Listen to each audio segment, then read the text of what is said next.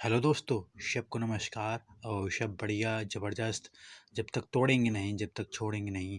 मैं आशा करता हूँ कि आप लोग सब मस्त होंगे, ज़बरदस्त होंगे। आइए, ये जीके जीएस का प्रैक्टिस सेट है। जीके जीएस के प्रैक्टिस सेट में पहला क्वेश्चन है। पहला क्वेश्चन क्या कह रहा है? निम्नलिखित में से उत्तराखंड में कौन सी जनजाति है? उत्तराखंड में कौन सी जनजाति है, ये हमारा क्वेश्चन है। ए नंबर संथाल जाति है, सही है। बी नंबर थारू जाति है, कि सी नंबर भोक्शा सही है, कि डी नंबर खरिया सही है। तो अब इसको सॉल्व करते हैं। ये तो आप देखे होंगे, जो प्रैक्टिस सेट हम करवाते हैं तो प्रैक्टिस सेट में हम टिक नहीं मारते हैं, उन ऑप्शनों को तोड़ते हैं, उसको समझते हैं कि कैसे क्या है। क्योंकि हमको ये आदत नहीं है कि हम टिक मार के निकल जाएं, और टीचरों की तरह नहीं है कि हम उसको टिक मारें और निकल जाएं। इसको थोड़ा से समझते हैं। संथाल जाति, संथाल जाति झारखंड में है। दो जातियां प्रसिद्ध हैं, एक संथाल जाति है और एक अशुर जाति है। ये झारखंड की जनजाति क्या है? जनजाति हैं कौन सी? झारखंड की संथाल और अशुर। थारू, थारू उत्तर प्रदेश की जनजाति है। थारू, बुक्सा ये उत्तर प्रदेश की है।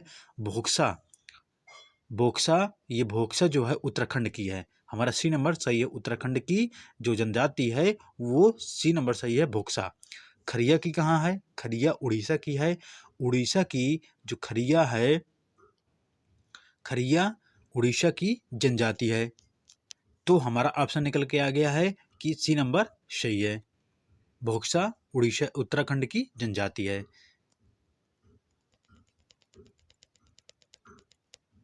अगला क्वेश्चन है।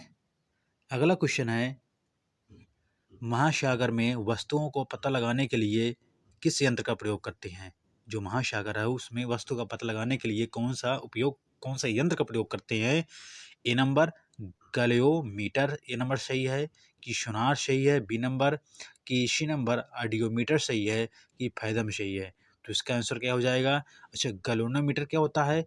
गैल्वेनोमीटर ये होता है जो हम बिजली या करंट मापते हैं, उसकी छोटी इकाई, जैसे 10⁻⁶ एंगस्ट्रॉन तक हम बिजली नाप सकते हैं, वो होता है गैल्वेनोमीटर होता है।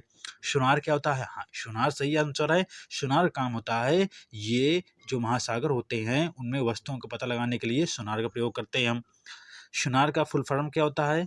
अगर पूछा जाए सोनार का फुल फॉर्म क्या होता है, तो सोनार का फुल फॉर्म होता है साउंड। ऐसे साउंड होता है। ओ से ओ से ये जो यसो है, ओ से स्पेशल नहीं होता है। आप इसमें कन्फ्यूजन हो जाएंगे। पूरा एक ये जो यस ओ लिखा है, ये पूरा एक साउंड लिखा है। फिर यन है, फिर क्या होता है? नेविगेशन। यन का मतलब क्या होता है? नेविगेशन। फिर ए का मतलब क्या होता है? एंड। फिर आर का मतलब होता है रेंज। तो इसका मतलब है सोना, जो साउंड, नेविगेशन एंड रेंज होता है। सोनार का फुल फॉर्म ये हो गया है। तो सोनार जो लाइट निकलती है, जो उसको बोलते हैं अल्ट्रासोनिक किरणें। हम किसके माध्यम से पता लगाते हैं? तो जो सोनार से अल्ट्रासोनिक किरणें जो पराश्रव्य तरंगे होती हैं, उससे हम पता लगा लेते हैं कि ये जो महासागर में कि क्या है क्या नहीं है। तो हमारा आंसर हो गया है, बी नंबर सही है। सोनार भी जान गए हैं।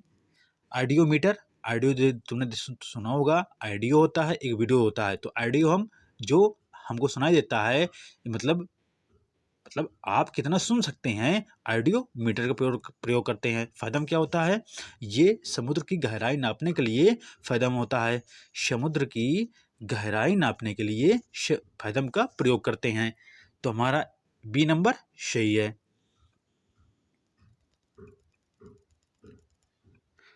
अगला क्वेश्चन है। अगला क्वेश्चन है, निम्नलिखित में से कौन सा देश सार्क का सदस्य नहीं है? तो कौन सा देश सार्क का सदस्य नहीं है?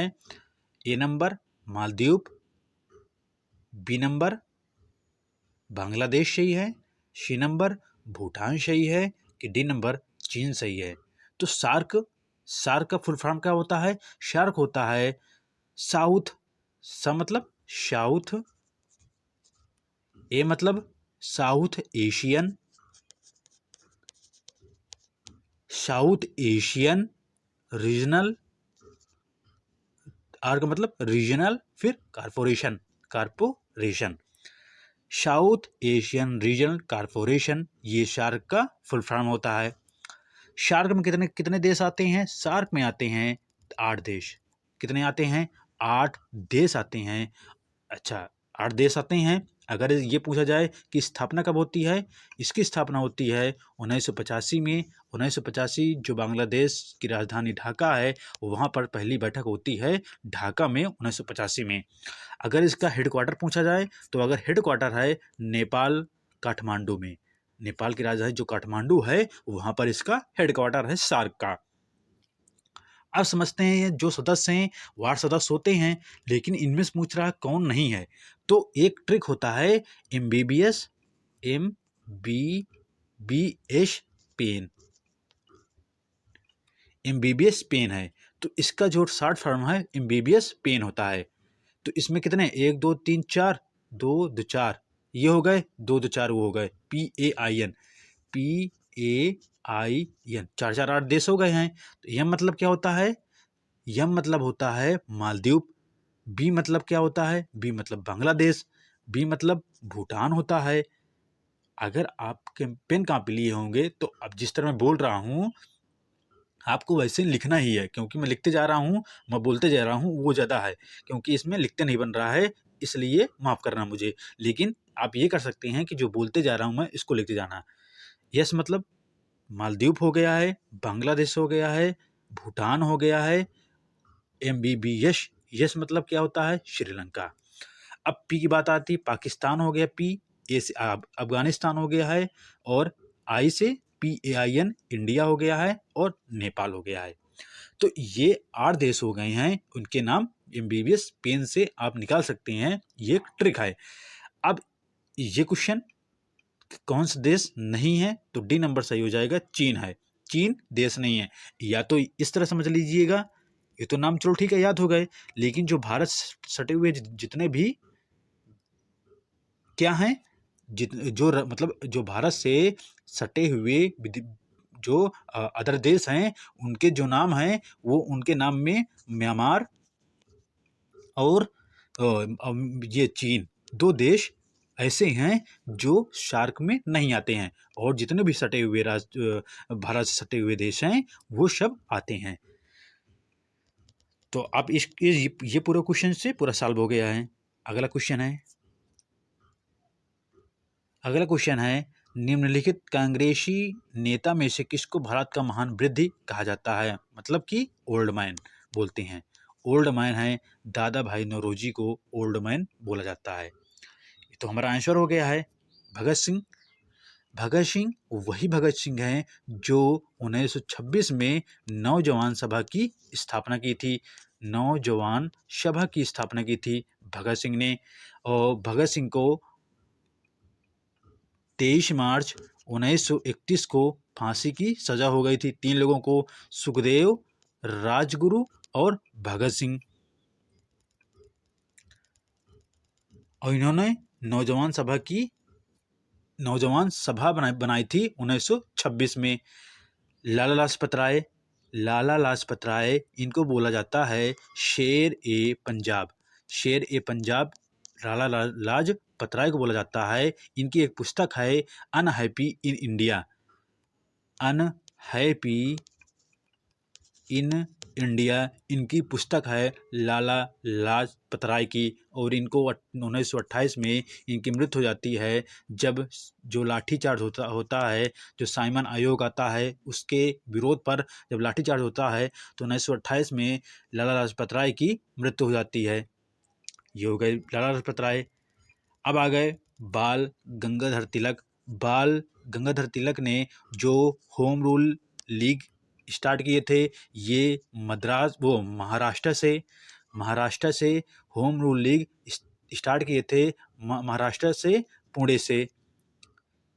1916 की बात है। 1916 में बाल गंगाधर तिलक ने होम रूल लीग स्टार्ट किया था, ये महाराष्ट्र पुणे से। और मद्रास अडयार से एनी बेसिन ने होम रूल लीग स्टार्ट की थी 1916 में। एनी बेसन ने। बाल गंगाधर तिलक इन्होंने बोला था कि स्वराज मेरा जन्मसिद्ध अधिकार है, मैं इसको लेकर रहूँगा। इन्होंने ये बोला था, इनका नारा ये था कि स्वराज मेरा जन्मसिद्ध अधिकार है, मैं इसको लेकर रहूँगा। ये बाल गंगाधर तिलक ने बोले थे। और मराठा इनका जो पत्रिका है, एक मराठा है, जो मराठा है बंगाल इंग्लिश में है, मराठा अंग्रेजी में है, और जो केसरी है वो मराठा भाषा में है, मराठा भाषा में है। और इनके एक पुस्तक है गीता रहस्य इनकी पुस्तक है। और इनसे रिलेटेड इतने बाल गंगाधर तिलक से रिलेटेड इतने हो गए हैं। देखो, आपने देखा होगा कि एक क्वेश्चन से हमने कितना इसका व्याख्या कर दिया है। हमारा आंसर सी नंबर था, लेकिन हमने कितना व्याख्या कर दिया है, ये थोड़ा से सबसे हट करके है। अगला क्वेश्चन है, राष्ट्रीय मानवाधिकार आयोग का मुख्यालय कहाँ है? अच्छा, एक अंतर्राष्ट्रीय होता है, एक राष्ट्रीय होता है। तो जैसे तुमने सुना होगा अंतर्राष्ट्रीय दिवस और राष्ट्रीय दिवस बोलते हैं अपने जो भारत में जो पर्व होते हैं, जो जितने दिवस होते हैं वो राष्ट्रीय दिवस होते हैं। जो अंतर्राष्ट्रीय होता है, जो मतलब पूरा अंतर्राष्ट्रीय मतलब पूरा विदेश सहित कि ये अंतर्राष्ट्रीय दिवस मनाया जाता है। तो ये जो राष्ट्रीय होता है, ये भारत की बात की जाती है। जैसे वो ये राष्ट्रीय मानवाधिकार है, अगर अंतर्राष्ट्रीय मानवाधिकार बात की जाता तो ये पूरे विश्व की बात होती, और ये राष्ट्रीय है, ये केवल भारत की बात हो रही है इसमें, तो इसमें कन्फ्यूजन नहीं होना है। तो राष्ट्रीय मानवाधिकार आयोग का मुख्यालय कहाँ है? नई दिल्ली। तो हमारा सी नंबर सही है, नई दिल्ली राष्ट्रीय मानवाधिकार का मुख्यालय है, नई दिल्ली। अच्छा, एक एक्ट आता है 1993 में, 1993 का एक एक्ट आता है, वो राष्ट्रीय मानवाधिकार आयोग अधिनियम होता है 1993 का। इसका हेडक्वार्टर है नई दिल्ली में, और जो इसकी नियुक्ति होती है वो राष्ट्रपति करता है, और जो इसके अध्यक्ष होते हैं राष्ट्रीय मानवाधिकार के और जो सदस्य होते हैं, दोनों की नियुक्ति राष्ट्रपति करता है। ये कंफ्यूजन नहीं होना चाहिए। और जो अंतर्राष्ट्रीय मानवाधिकार दिवस होता है वो 10 दिसंबर को मनाया जाता है। ये पेपर में आ चुका है कि अंतर्राष्ट्रीय मानवाधिकार ये कब मनाया जाता है? 10 दिसंबर को मनाया जाता है। और जो संयुक्त राष्ट्र मानवाधिकार आयोग होता है, उसका जो जनेवा है वहाँ पर मुख्यालय है। तो हमारा आंसर क्या हो जाएगा? दिल्ली।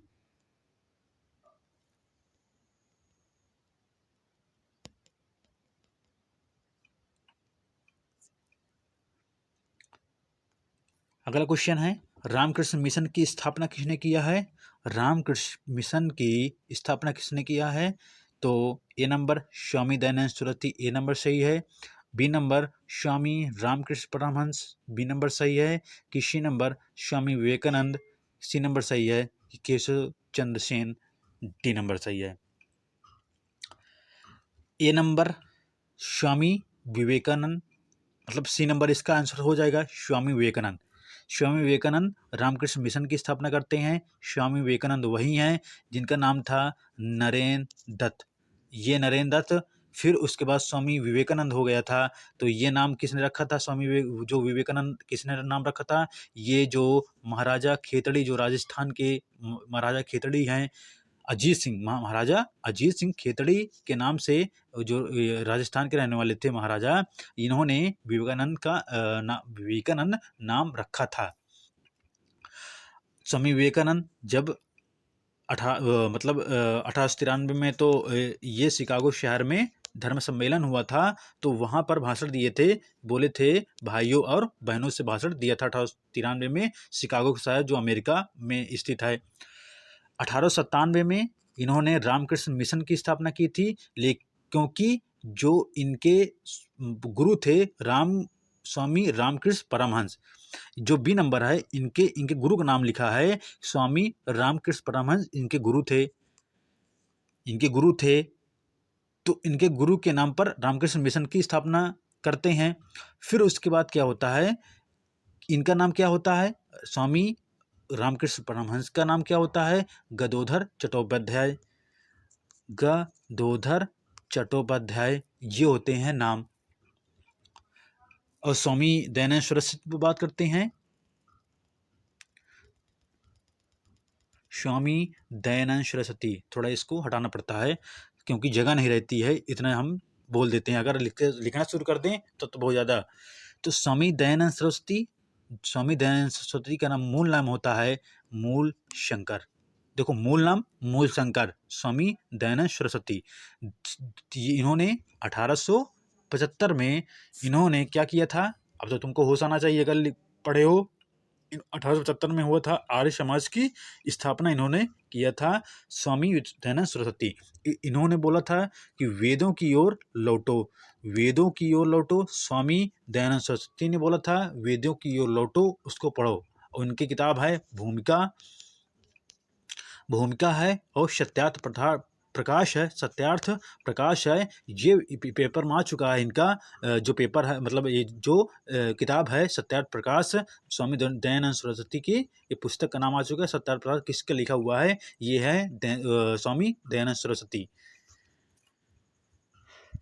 तो हमारा आंसर क्या हो जाएगा? स्वामी विवेकानंद। अगला क्वेश्चन है, शैल निम्नलिखित में से किस चट्टान में उपस्थित है? ग्रेफाइट, ए नंबर सही है, कि बी नंबर संगमरमर, कि सी नंबर स्लेट, कि डी नंबर गणेश। इसमें गणेश होना चाहिए।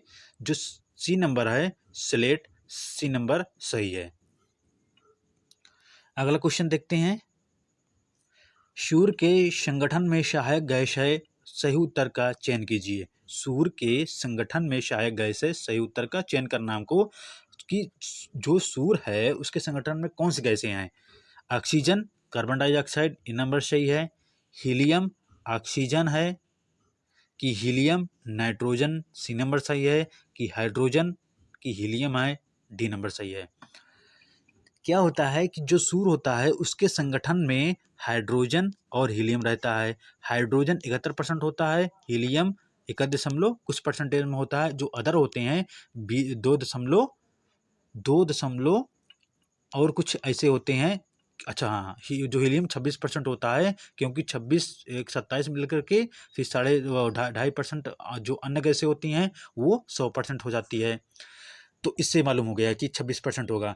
तो ये जो हाइड्रोजन है ये 71% होता है, चलो ठीक है। और हीलियम होता है 26 पॉइंट कुछ परसेंटों में होता है। तो जो सूर्य के संगठन में हाइड्रोजन और हीलियम है, और जो हाइड्रोजन होता है वो क्या होता है? नाभिकीय संलयन बनाता है।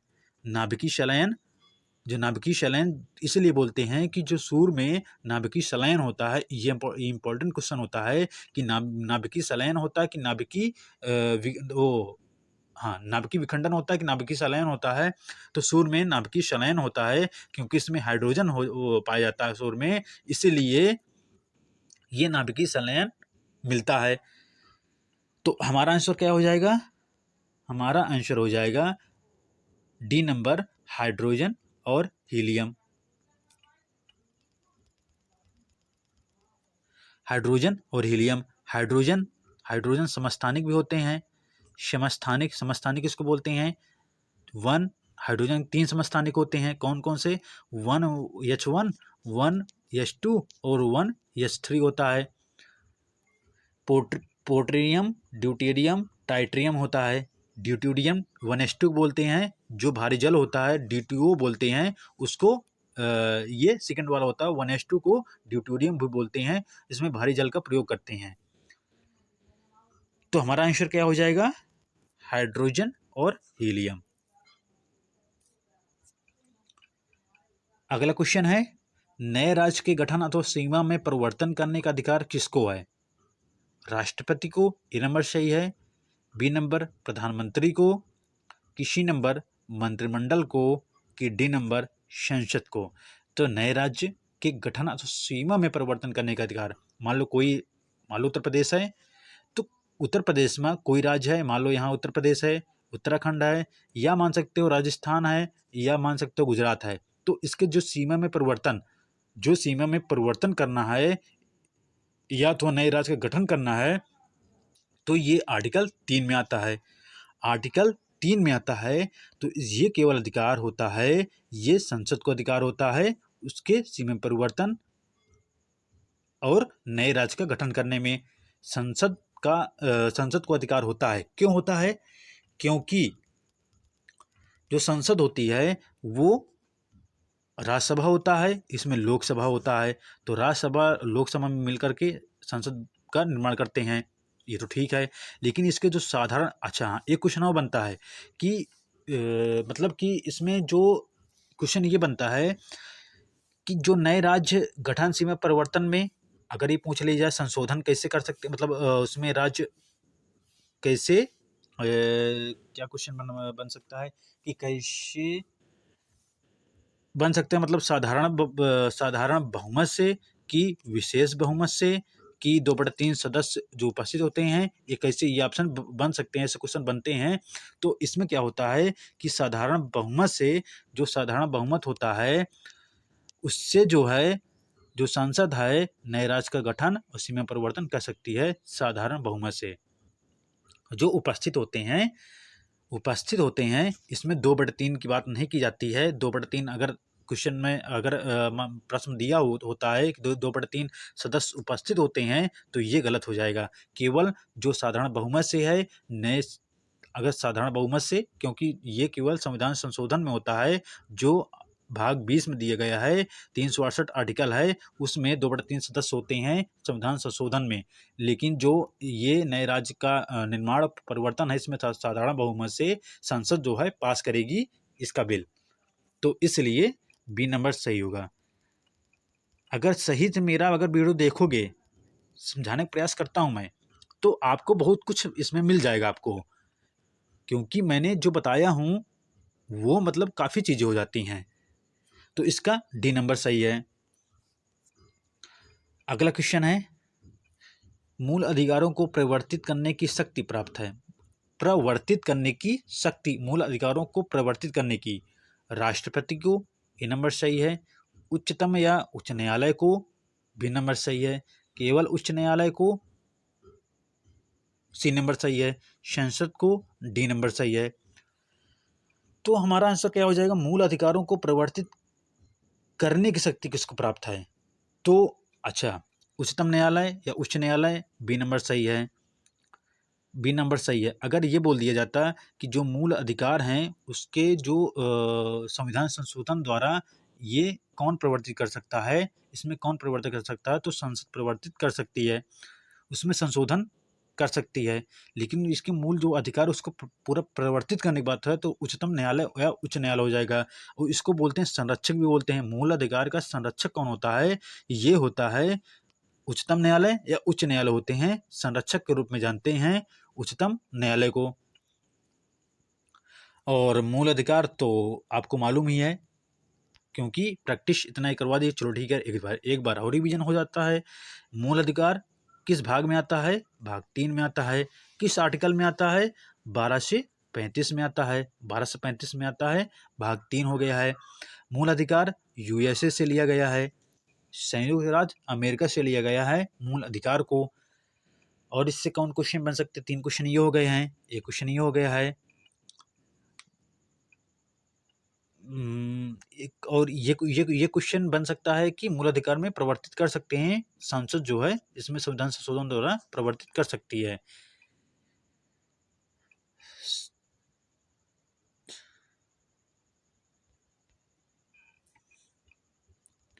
तो हमारा आंसर बी नंबर सही है। अगला क्वेश्चन है, भारतीय राष्ट्रीय कांग्रेस का 1938 का अधिवेशन किस शहर में हुआ था? भारतीय राष्ट्रीय कांग्रेस का 1938 का अधिवेशन किस शहर में हुआ था? A number Haripura, B number Patna, C number Ranchi, D number Bhagalpur. ये तुमने तो देखते ही समझ गए होगे, ऐसे सर जो है ऑप्शन दिए हैं कि इसमें तो यही नंबर है, इसमें तो कोई अगर मान लो इसमें त्रिपुर देता, त्रिपुरी, तो फिर वहाँ पर आप थोड़ा से कन्फ्यूजन में हो जाते, लेकिन इसमें जो है पूरा हरिपुरा त्रिपुरी दिया नहीं है, त्रिपुरी नहीं दिया है, केवल हरिपुरा दिया है। तो हरिपुरा कहाँ है? गुजरात में। त्रिपुरी दिया हो तो पश्चिम बंगाल में स्थित है। तो इसका आंसर क्या हो जाएगा? यह अधिवेशन किस साल में हुआ था? हरिपुरा अधिवेशन। हरिपुरा 1938 में हुआ था और इसके जो अध्यक्ष बने थे वो थे सुभाष चंद्र बोस। सुभाष चंद्र बोस 1938 में हरिपुरा के अध्यक्ष, जो अधिवेशन हुआ था वहाँ के अध्यक्ष हुए थे। जो त्रिपुरी अधिवेशन है 1939 में, वहाँ पर भी क्या हुआ था? उन्हें वहाँ पर भी अध्यक्ष बन गए थे, लेकिन गांधी जी के ना सहयोग से, उनका सहयोग उनको मिलना चाहिए। सुभाष चंद्र बोस ये चाह रहे थे कि गांधी जी हमारा सपोर्ट करें, लेकिन गांधी जी वो पट्टाभी सीतारमैया भट्टाभी सीतारमैया हैं, वो जो है थोड़ा नाम है, लेकिन ये सीतारमैया हैं, भट्टाभी सीतारमैया हैं, उनको गांधी जी का ज़्यादा सपोर्ट था। इसलिए जो है सुभाष चंद्र बोस ने इस जो त्रिपुरी अधिवेशन था उसमें अपना जो अध्यक्ष थे उसको अपना पद त्याग करके फिर वो हट गए थे, और फिर जो है कुछ दिन के लिए डॉक्टर राजेंद्र प्रसाद वो अध्यक्षता की थी। ये तो तुमने आप कुछ क्वेश्चन तुमने देखा होगा कि क्वेश्चन आया था कि जब त्रिपुरा अधिवेशन हुआ था तो कुछ दिन के लिए कौन थे अध्यक्ष? तो वो डॉक्टर राजेंद्र प्रसाद कुछ दिन के लिए अध्यक्ष थे। तो उसके बाद फिर जो है फॉरवर्ड ब्लॉक की स्थापना करते हैं कौन? सुभाष चंद्र बोस। जो फॉरवर्ड ब्लॉक की स्थापना करते हैं कब? 1939 में। तब जो है त्रिपुरी जब अध्यक्षता पद त्याग देते हैं, फिर उन्होंने 1939 में फॉरवर्ड ब्लॉक की स्थापना करते हैं। तो हमारा हरिपुर ए नंबर सही है। आपने देखा है कि मतलब एक चीज से कहां तक हम पहुंच गए। चलिए ठीक है, अगला क्वेश्चन है, न्यूटन के गति विषयक प्रथम नियम है? गुरुत्वाकर्षण का नियम है, कि जड़ता का नियम है, कि संवेक्षण का नियम है, क्रिया प्रतिक्रिया का नियम है? तो क्रिया प्रतिक्रिया तो हो गया है न्यूटन का थर्ड नियम। न्यूटन के तीन नियम थे। न्यूटन के तीन नियम थे। तीन में जो प्रथम नियम है ये था कि जो स्थिर है, जो वस्तु, कोई स्थिर वस्तु है वो स्थिर रहेगी, और अगर कोई गतिशील है तो गतिशील रहेगी। इसको जड़त्व का भी नियम कहते हैं। तो इसलिए बी नंबर सही हो जाएगा। इसको क्या बोलते हैं? जड़त्व का नियम भी कहते हैं। और दूसरा नियम क्या है कि जब तक उस पर कोई बाह्य बल न लगाया जाए तो उसका मोमेंटम न चेंज हो, तो उसको बोलते हैं, दूसरा नियम बोलते हैं, न्यूटन का दूसरा नियम होता है। और तीसरा नियम क्या होता है? क्रिया प्रतिक्रिया नियम होता है। आपने इसका एक उदाहरण देता हूं मैं क्रिया प्रतिक्रिया का, कि आप जो है जैसे गद्दा में आप डंडा मारें, जो गद्दा होता है या खटिया होती है या उसमें जो है और क्या बोलते हैं, तखत होती है, तो तखत में आप डंडा मारेंगे तो आपके हाथों में ठनका लगेगा, आपके हाथों में भी ठनका लगेगा, उसमें भी मतलब उसकी भी आवाज़ आएगी। अगर ऐसे मारोगे ना, इसमें मारोगे तो आपके भी हाथों में ठनका लगेगा। तो ये होता है क्रिया प्रतिक्रिया नियम होता है। डी नंबर सही है। डी नंबर सही नहीं है, ये क्रिया प्रतिक्रिया न्यूटन का थर्ड नियम है, लेकिन हमारा नियम दूसरा है, जड़ता का नियम भी कहते हैं। बी नंबर सही है। अगला क्वेश्चन है, किस गैस को ग्रीन हाउस गैस कहते हैं? ए नंबर मीथेन गैस है, ए नंबर सही है। कि बी नंबर कार्बन डाइऑक्साइड सही है, कि सी नंबर नाइट्रोजन गैस सही है, कि इनमें से ए और सी दोनों सही है? तो ग्रीन हाउस गैसें, तो ग्रीन हाउस गैसें मीथेन है और कार्बन डाइऑक्साइड है।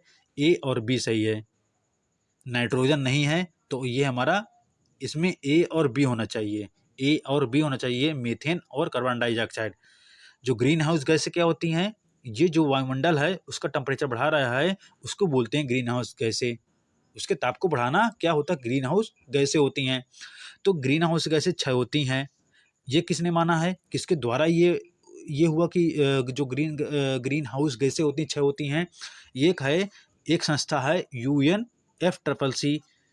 UNFCCC के द्वारा ये माना गया है कि ग्रीन हाउस गैसें हैं। UNFCCC इसका फुल फॉर्म क्या होता है? इसका फुल फॉर्म होता है यूनाइटेड, यू से यूनाइटेड होता है, एन से नेशन होता है, United nation framework climate climate framework climate change, नहीं गलत हो रहा है, देखो यू यू मतलब होता है यूनाइटेड नेशन फ्रेमवर्क फ्रेमवर्क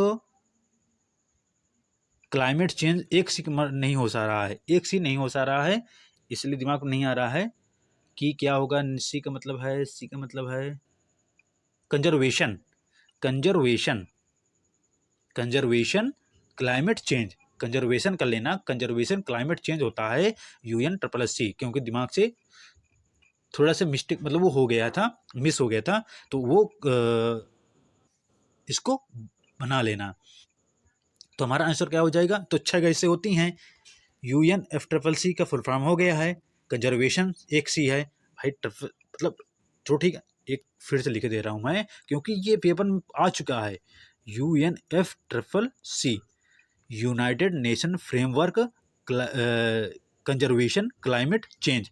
तो ये जो है ये पेपर में आ चुका, इसके द्वारा क्या है 6 गैसें निर्धारित की गई हैं, कौन कौन सी हैं, एक मीथेन हो गया है, एक कार्बन डाइऑक्साइड, 2 तो यही हो गए हैं, अब बची 4, एक होता है नाइट्रस ऑक्साइड होता है N2O होता है, तीसरी हो गई है, और एक होता है SF6 होता है, मतलब इसका ये सल्फर हेक्सा फ्लोराइड होता है, SF6 सल्फर हेक्सा फ्लोराइड होता है, एक होता है HFC हाइड्रोफ्लोरोकार्बन, HFC क्लोरोफार्मन कार्बन होता है, एक PFC होता है, PFC होता है फर फ्लोरोकार्बन PFC। जो मेथेन होती है, मेथेन क्या बोलते हैं, दलदल वाली गैस बोलते हैं, मेथेन को दलदल वाली गैस और मार्स गैस बोलते हैं, मेथेन को बोलते हैं दलदल वाली गैस और मार्स गैस बोलते हैं। ये हमारी क्लास खत्म हो गई है। अगर वीडियो अच्छा लगे तो अपने दोस्तों को शेयर करिए, लाइक करिए, और जो चैनल को सब्सक्राइब करिए। आपने जितना मेरा वीडियो देखा होगा, मैं तो कभी कहता ना हूँ कि मेरे चैनल को सब्सक्राइब करिए। तुमको क्वेश्चन अच्छा लगेंगे तो तुम खुद ही अपने दोस्तों को, हाँ ये होश दिलाना आपको पड़ता है कि आप भूल जाते हैं कि क्या करना चाहिए हमको। तो अगर वीडियो अच्छा लगता है तो अपने दोस्तों को बताइए। इस GS विथ अरविंद ये एक चैनल है, इसमें जो है आपको क्वेश्चन मिल जाएंगे प्रैक्टिस करने के लिए। तो अपने दोस्तों को बताइए, शेयर करिए। ओके ठीक है, बाय बाय।